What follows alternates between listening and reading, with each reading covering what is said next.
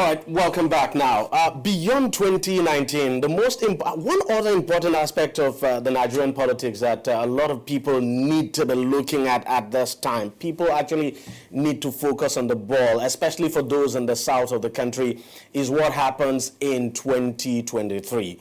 2023 is very important and is crucial. As a matter of fact, most political analysts will tell you that what would happen in 2023 would probably determine what happens in 2019. So the politics of 2019 and that of 2023 now are somewhat intertwined because it's very difficult to divorce them from, each other, if you like. Now, the fact is that after 2019, should President Buhari, for instance, win the next presidential election in 2019, of course, he would be doing 4 more years, and that would, of course, mean he would have done 8 years. Now, the understanding is that after 8 years in power, it means the North would have spent 8 years in power. Then power should shift to the south of the country. The question is, where in the south of the country should it go?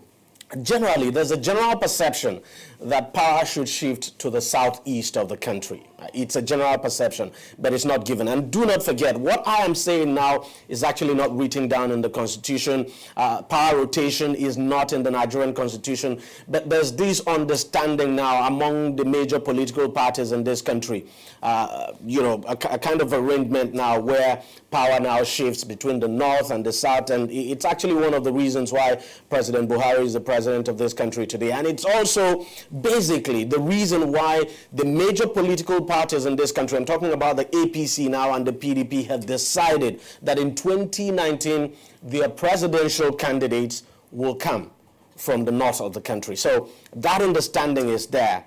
But exactly what should the south, or even the southeast now, what should the southeast be doing if it intends to get power in 2023? Is it doing the right thing? Is it positioning that part of the country now?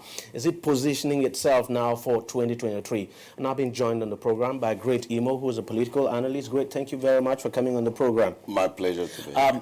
Before we go into the nitty-gritty of 2023 politics now, tell me what you make of President Buhari declaring for a second term.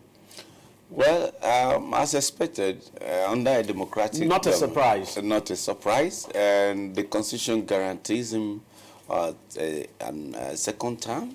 And if he feels he has what it takes to take Nigeria through Eldorado, maybe he has more to offer in the next 4 years, why not?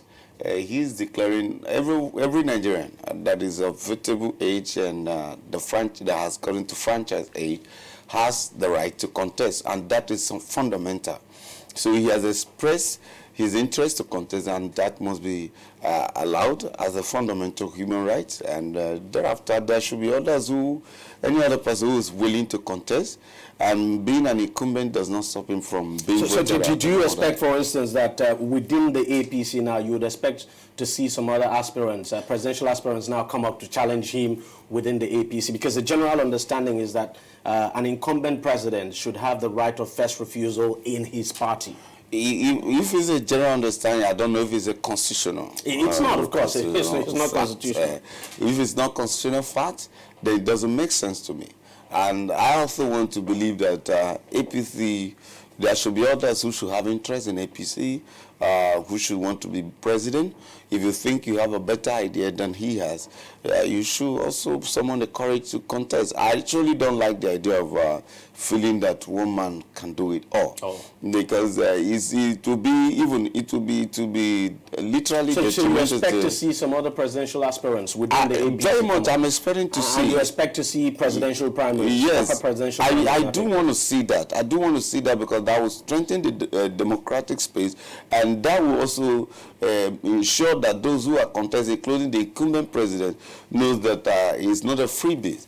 I want us to talk about 2023 now, because yes, 2019 is around the corner, but there are certain things very fundamental politically now that we have to consider, whether we like it or not, as far as the politics of 2023 goes. But just before we begin to discuss that, I want you to take a listen to the Secretary to the Government of the Federation, what he actually said about 2023 when some leaders of the southeast of the country actually came to pay him a courtesy visit earlier last week. Now, just take a listen to what that's Boss Mustafa now, the SGF, had to say. Those of you that have come today to preach to the other 4 southeastern states that, one, the shortest route to the presidency is to support President Buhari complete his 4-year second term. 2, to demonstrate that by showing him solid support and extracting an understanding that beyond 2019 we will be in the play. It's what happens in 2019 that will determine whether you will be in the play. That is what is going to determine. So don't let no one fool you. The zone that demonstrates the kind of support that gives an impression that, look, these people are ready for negotiation. They're the ones that are bringing themselves to the negotiating table. You cannot negotiate with an unwilling partner. Saying that, look, position yourselves so that you come to the negotiating table from a point of strength. And how you bring yourself there will be dependent on the outcome of 2019. Well, you heard the Secretary to the Government of the Federation there. I mean, no doubt. I mean, he was trying to play some kind of politics, no question about that, but some fundamental things he said, that what happens in 2019, the outcome of 2019 will determine the outcome of 2023. And one very quick thing that comes to my mind is the PDP, for instance, has zoned the presidency to the north of the country. The APC has done the same thing. Now, let's just say, should Buhari, for instance, not contest or probably lost the next election and the PDP wins, you know, I'm looking at the politics of it now, and then you have a fresh northerner come into power. Obviously, you would not expect that northerner to do 4 years and leave. Very much. Honestly, I don't believe in this zoning of a thing. No, no doubt about it. Yeah, because, for example, excuse me, even in my state, that argument has undermined the development of Abia State anyway. But that is not to say that in playing politics, you cannot balance your thoughts. Because you're absolutely right. It's just that this is our reality. Exactly. So I just have to mention that so that we don't begin to think, begin to have this affirmative thoughts about governance. People who should, I believe that in every part of Nigeria, there are people who have capacity to govern, and that is the reason why some people will tell you that power should rotate, because you just cannot say you don't have good. But we should not make people be lazy about it, so that okay, don't want it to come to us. So on the 18th of November, actually 2017, I wrote about it. I felt that I should also inform my a fellow Igbo indigenous who are part of citizens of Nigeria that if actually, okay, it has come to, it has to be, you know, until we get a presidency, we can have this sense of belonging. I want to look at what is the shortest route to that. That was before this visit, the visit of APC Igbo leaders to Boss Mustafa. I actually opined that it would be nice, it would be wiser for the Igbos to align. In fact, it's even, it's literally divine that Buhari has done the first time and maybe doing the second time. And if for any reason you have to look for someone to negotiate, this is the shortest path to have an Igbo man as a president in Nigeria. Because if you're bringing another northerner, which major political parties have zoned their position to the north, you may have to wait for another 8 years. And what happens after that 8 years? Exactly. And these are the possibilities. Number one, if the Igbos do not play their game well in 2019, let's say the southwest or the south-south does, and by 2023, and do not have any reason to say, everybody say, okay, as it's supposed to be, let's move it to the south. You may likely not get the support of the north. Or that, and the Yoruba may feel that, okay, you lost the opportunity to have this position in 2023 because of the game you played in 2019, and nothing stops us from taking our chances. If you had done it, we will not be expecting to have it after a long period of time. After all, they have had it for 8 years, but they believe that, okay, South have had at least a minimum of about 6 years or thereabout. You South, it is natural for you in the sense that we are reasoning now that it has to go around. It is natural the Igbo turn up, but if the Igbo wants it, and they want it fast, they have to align with APC. There's no two ways about it, because otherwise you wait for another 8 years. And when it comes to the South, everybody, even the South will have felt that it has been long before after they have tested it. So you start having squabbles amongst yourself, and a divided South will mean that they also go to the North, and wherever the North goes, be decided. So, but it will be a natural rotation. If the most major political stakeholders in South is aligned with APC wholeheartedly, and don't even be apologetic about it, make demands about it, talk to President Buhari. Unfortunately, we're not seeing that happen at the moment. We're not seeing, for instance, the Southeast making demands, because if there's any best time to negotiate, is now. This is the time. Yes, but I want to believe that is not true, because I know that all Southeastern political leaders are not in APC. The powers. No, I'm not talking about APC or PDP. I mean, of course, you can negotiate with the PDP and try to extract. But mind is a democracy. There are those who are in PDP who don't want to hear anything APC. There are those in ABGA, there are those in UPP. You don't seem to understand. But the Igbos are not going to go as a cultural organization to demand for it. No, it is only the political players that can do this. So, but what I think they need to do, especially those political players in APC, need to up their game. I've had people like Rochas and people like Ken Namani who are on the background. Also, they have had their moves, I've seen their moves rather, and I think they're doing the right thing, but they need to mobilize more of the Igbo political heavyweight so that the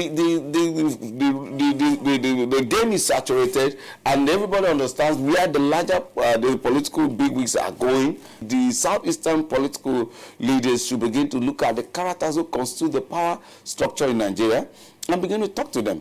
And for me, it is not just because you must have an Igbo president. I believe there are characters and there are competent hands also from South who can govern Nigeria and who can take Nigeria. And so that maybe that's the key sense of, so that we can have sense of belonging. Maybe that should be the focus.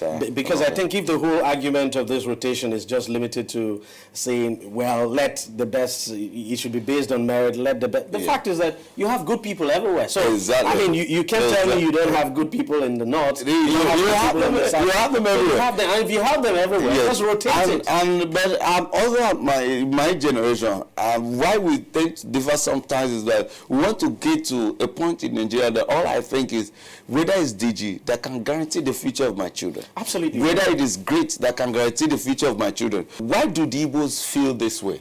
Sorry to say, since after the war, no development, no federal presence. We should be avoiding such a thing. South, east, west, not everybody should have development going on. We should give everybody a sense of belonging, not just by being in the presidency, but through giving infrastructural development. Why should today, even I'm from South East, somebody have been telling me over the years that I'm landlocked, but that has been a big lie. After all, Abia still have the potential for a seaport. Why don't we look at how all the component units of society can become contributors to national wealth? For example, Lagos is overburdened by population. Why should everybody come to Lagos and Abuja? We should decentralize authority. That is why I am one of those who have advocated for restructuring. And I continue to say that restructuring does not mean we should disintegrate. It should mean that we should empower all the component units of society. And I bet you that average Igbo man, when he sees a good road, when he has electricity, when he can get employment, when he wants to go to university and his child wants to go to university and score 200, you will not undermine him with somebody who has scored 50 because of where he comes from. Those should be dealt with. And that will be giving us more sense of belonging in Nigeria. Kretimo, thank you very much. My pleasure to be here. Thank you, as always. We'll take a short break and we'll be right back to continue this conversation with another guest. On DEJI360, we don't just ask the questions. What is wrong with amending the Constitution the way the National Assembly members have been doing it? We seek answers. Constitution is constituent. Our problem is not lack of laws. Our problem is lack of the willpower to implement our laws. Answers that provide clarity. While we negotiate, we should try to make it a point that the girls must be complete.